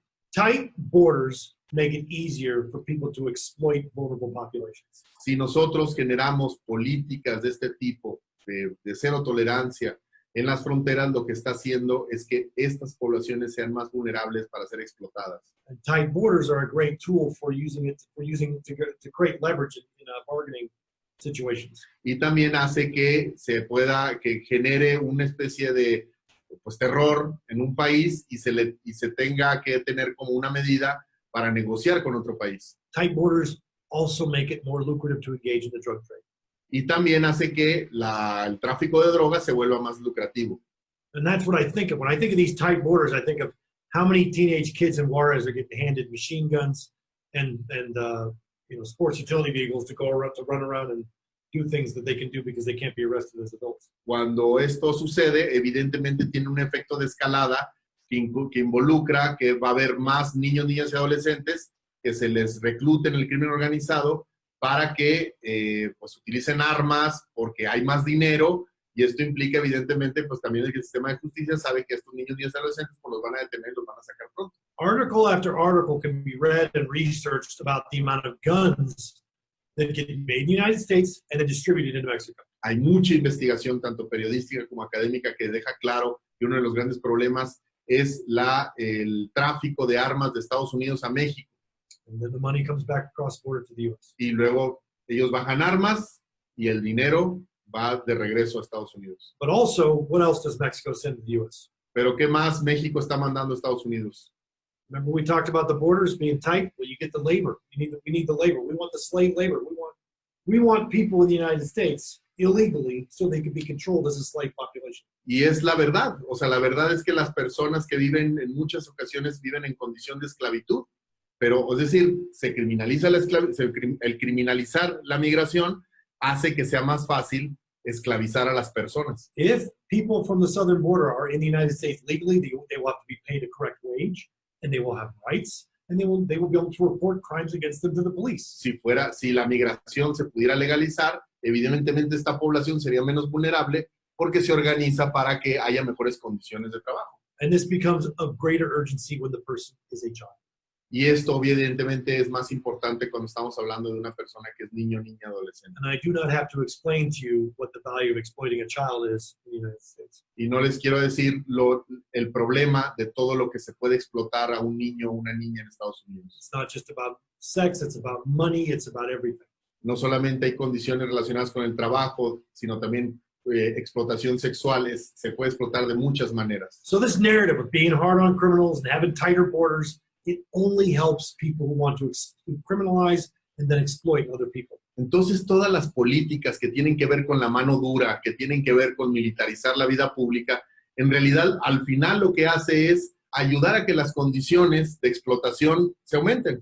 And it takes the public health crisis that we have and it magnifies it to a terrible degree.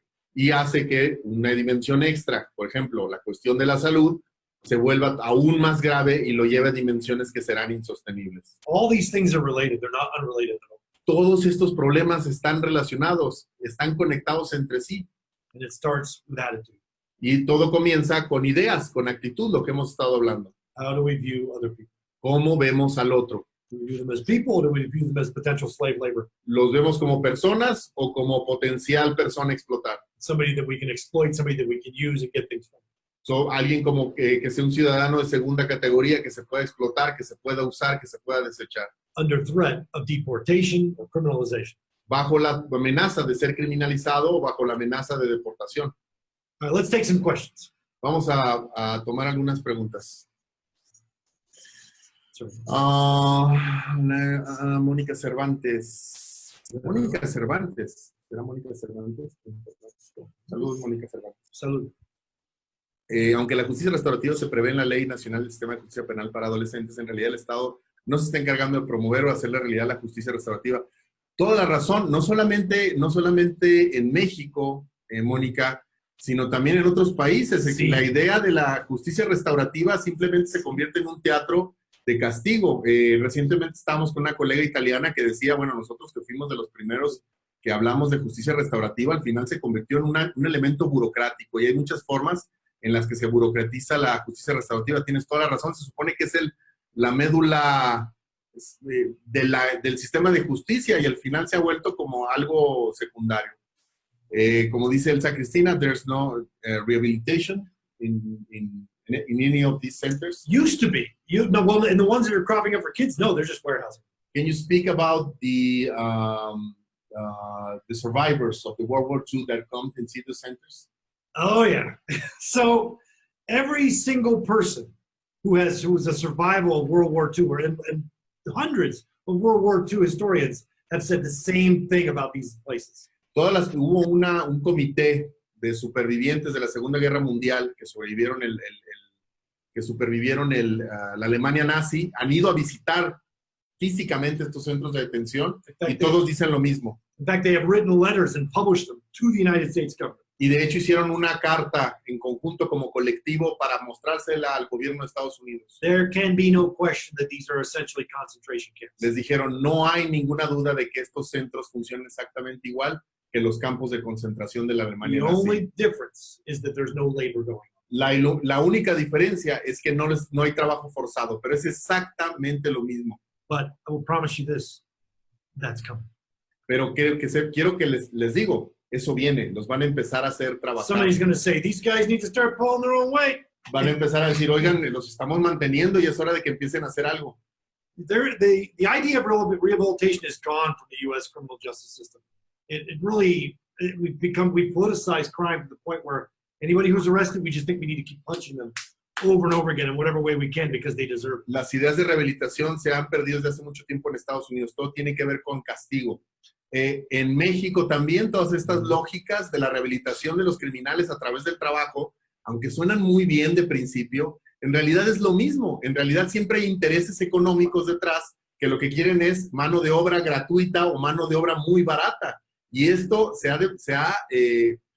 piénselo, ¿no? A mí me tocó, por ejemplo, les decía yo, trabajar en cuestiones de prevención social de la violencia y todos los programas de prevención social de la violencia era enseñarles oficios, enseñarles a hacer cosas, lo cual está muy bien, pero con eso no se previene ni el crimen, sino eso tiene que ver más bien con generar conocimientos técnicos que les sirven específicamente a ciertos tipos de empresas en las regiones. No son coincidencia lo que les están enseñando. Es una forma de esclavitud moderna. We had to actually, in the late 2000s, we had to actually write a report to direct prison directors to stop letting guards use rape as a punishment against prisoners, because what they would do is they would say, I don't like this prisoner, we'll just put him with somebody that I know will rape him. En los años 80 se tuvo que hacer un llamado porque de manera cotidiana había una práctica en las prisiones en donde a los internos que se portaban de manera como los guardias no les gustaba, lo ponían con otros internos que los atacaran sexualmente.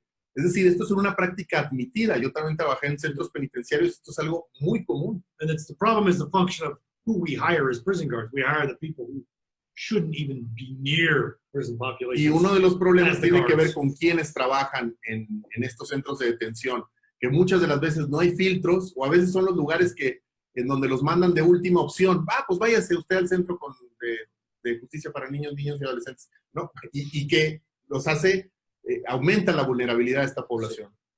Dice Mónica, ¿qué pasa con los niños que se encuentran en esos centros de detención durante la pandemia? Es lo que estábamos hablando. De hecho, se está hablando de la liberación de varios o de llevarlos a otros lugares, pero de facto no se está haciendo nada. They are not releasing these kids, right?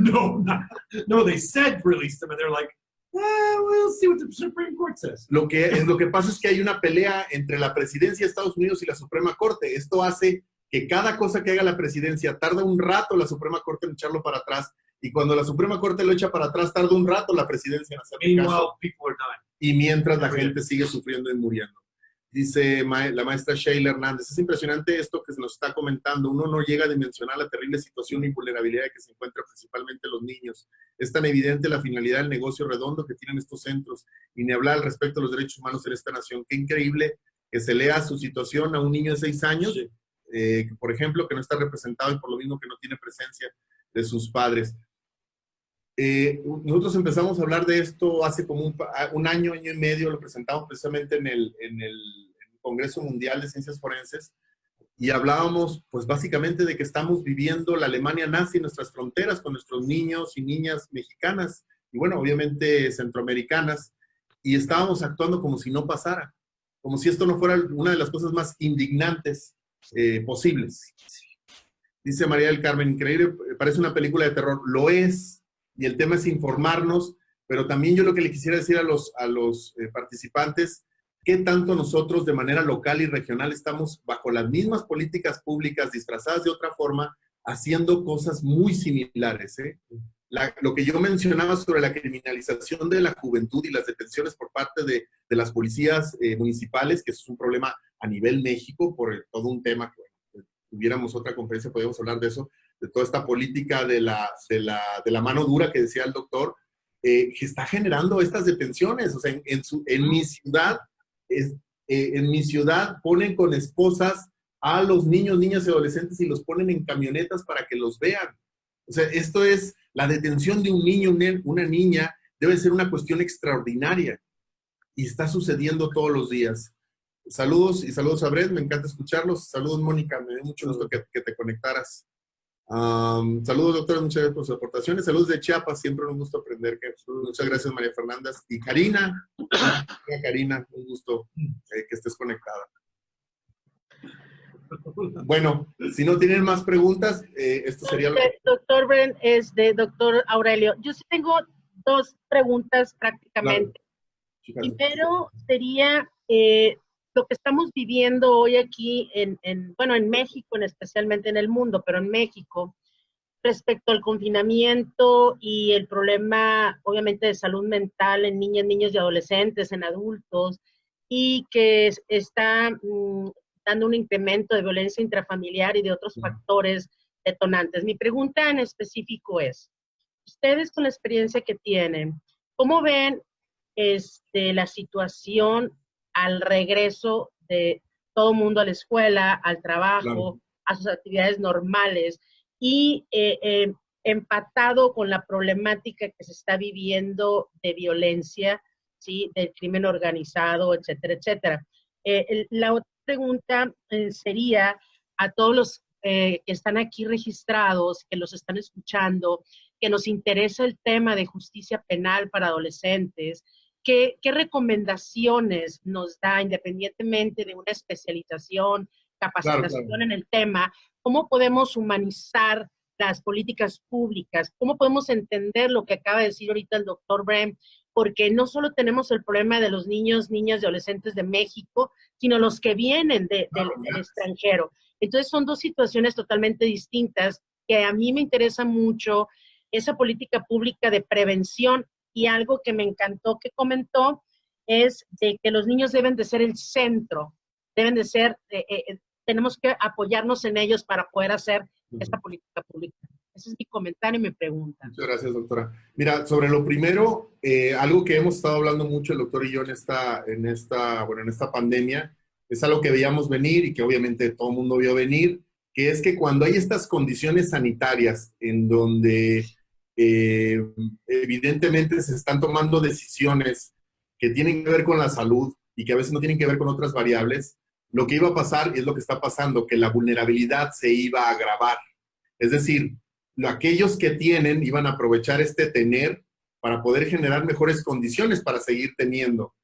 Una de las grandes preocupaciones, me acuerdo al principio de la pandemia, que yo decía, lo peor que puede pasar es que regresemos a la normalidad, porque si regresamos a la normalidad vamos a regresar más cínicos.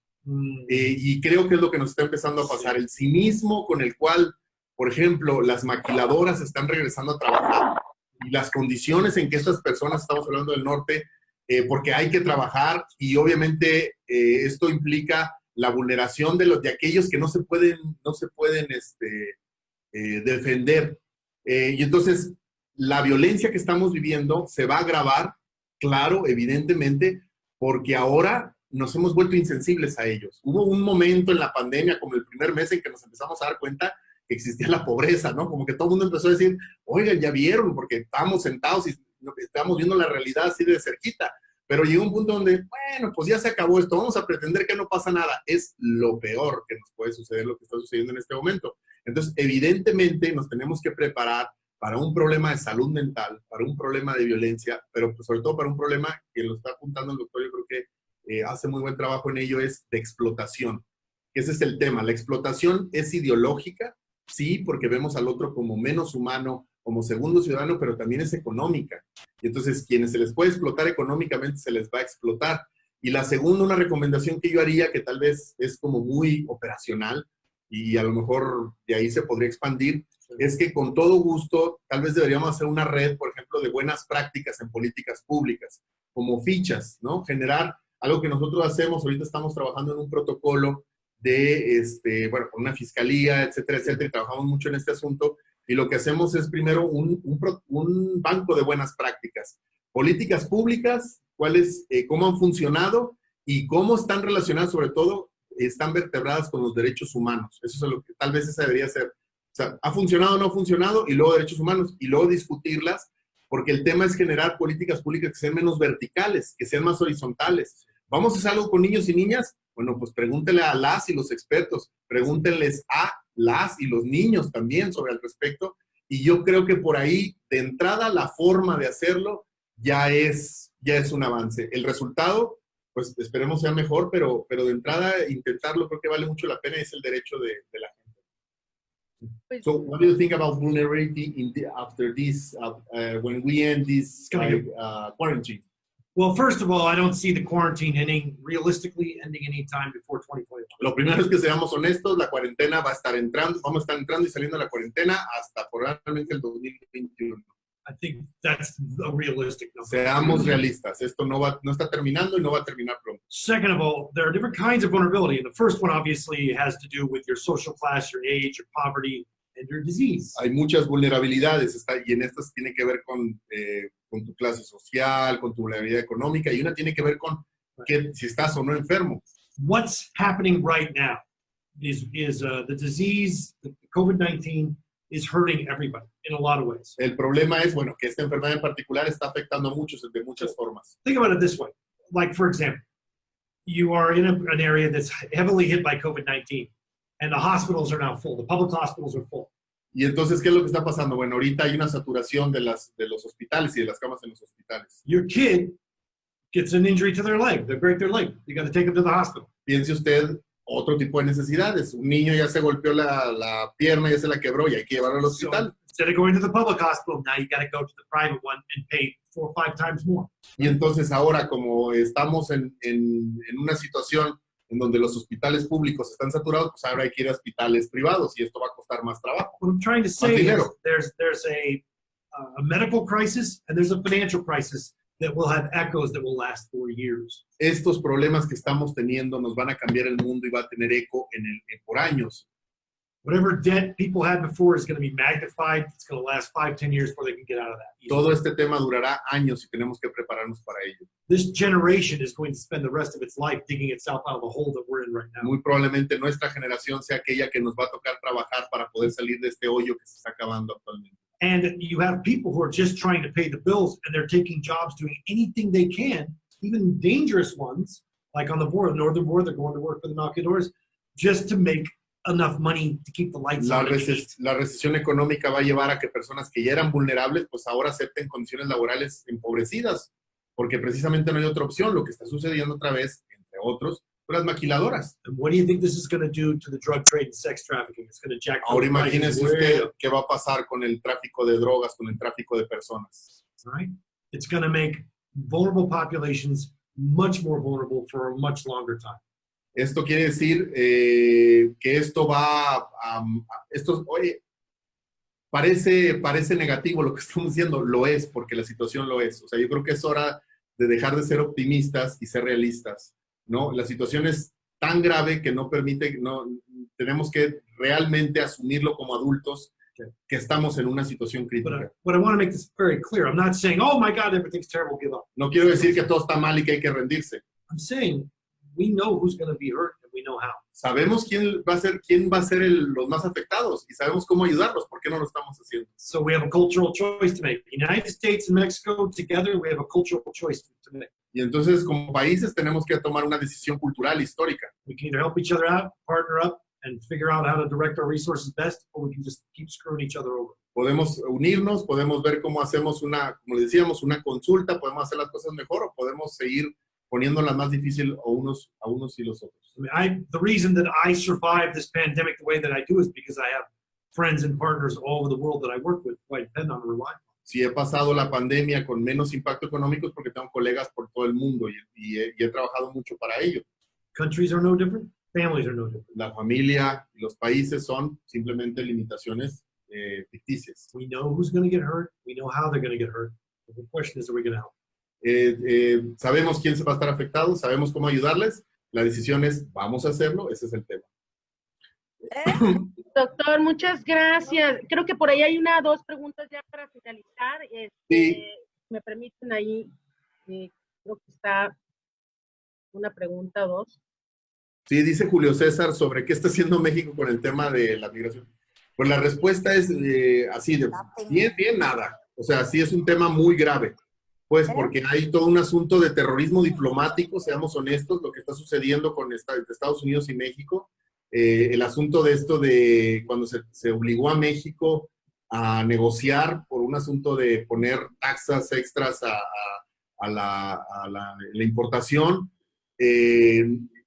Estamos al lado de un país con tanto poder, pero y ahorita que estamos en elecciones, el discurso antimigratorio ha aumentado y la verdad es que México ha hecho poco también porque nosotros como ciudadanos los sacamos del foco, empezamos a dejar de hablar de eso y es un problema otra vez. Los supervivientes de la Alemania nazi están diciendo, estos niños mexicanos, estos niños latinoamericanos, somos una generación que estamos viviendo de facto campos de concentración. Y eso creo que sí vale mucho la pena que se hable y que se discuta y que también cada política pública regional que tengamos la pensemos de nuevo, porque muchas están hechas de eso. La mano dura a niños, niñas y adolescentes siempre va a llevar a mayor explotación. Pues nada, creo que eso es todo. Bien, agradecer en nombre del Sistema Integral de Protección de Niñas, Niños y Adolescentes del Estado de Sonora esta atención, esta plática. La verdad que estamos encantados, los comentarios ahí están, doctor Ben, doctor Aurelio, nos sentimos muy honrados con que nos hayan dedicado su tiempo, sabemos la agenda tan apretada que tienen, pero creo que vamos caminando y la especialización de todos los que están en este tema es muy importante para niñas, niños y adolescentes. Y no quisiera terminar esta videoconferencia sin entregarles un diploma a cada uno. Si me permiten, por favor.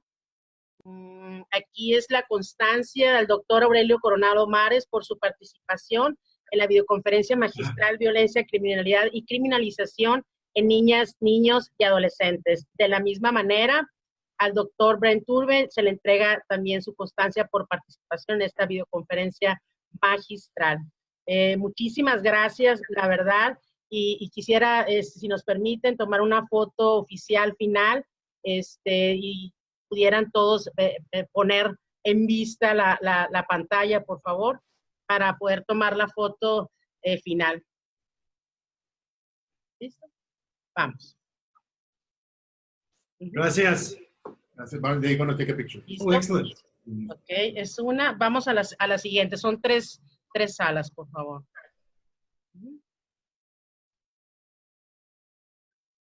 ¿Listo? Y la última. Ok. Bien. Doctor Aurelio, doctor Brent, muchísimas gracias, y a todos los que nos acompañaron en esta videoconferencia, que obviamente van a seguir más videoconferencias de parte de Disciplina Sonora para todos ustedes. Hay que seguir aprendiendo, hay que seguir cuidando la salud, pero sobre todo, como dice usted, hay que seguir adelante con todo lo que nos corresponde enfrentando esta pandemia. Creo que es un reto muy interesante que tenemos que asumir todos de la mejor manera. Muchas gracias, les deseo lo mejor, doctor Brent, doctor Aurelio. Gracias. Muchas gracias. Gracias Saludos, a todos, buenas tardes, saludos. Hasta luego, Saludos. Karina. Hasta luego, bye bye. Está Balán por ahí, saludos. Saludos a todos. Bye. Gracias.